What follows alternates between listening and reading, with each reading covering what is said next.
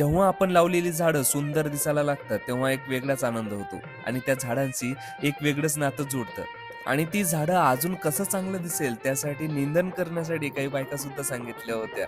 काही झाडं पिवळे पडले होते म्हणून आपण त्यावर फवारणी करून घेतली आणि ड्रिंचिंग सुद्धा केलं. ड्रिंचिंग मध्ये आपण बुरशीनाशक घेतलं, ह्युमिक घेतलं आणि अमिनो ऍसिड दिलं.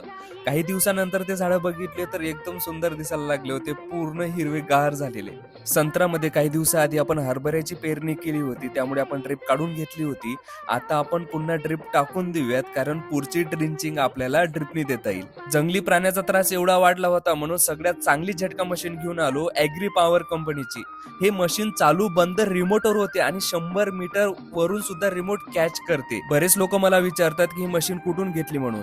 तर यवतमाळ जिल्ह्यामध्ये दारवा तालुका आहे. दारवा तालुक्यामध्ये नायरा पेट्रोल पंपाजवळ ॲग्री पॉवर ही कंपनी आहे. त्या कंपनीमधून ही मशीन घेतली आणि 2 वर्ष याची वॉरंटी आणि 4 वर्ष गॅरंटी आहे. आता मला नेहमी नेहमी शेतात प्राणी पळवण्यासाठी येण्याची गरज नाही.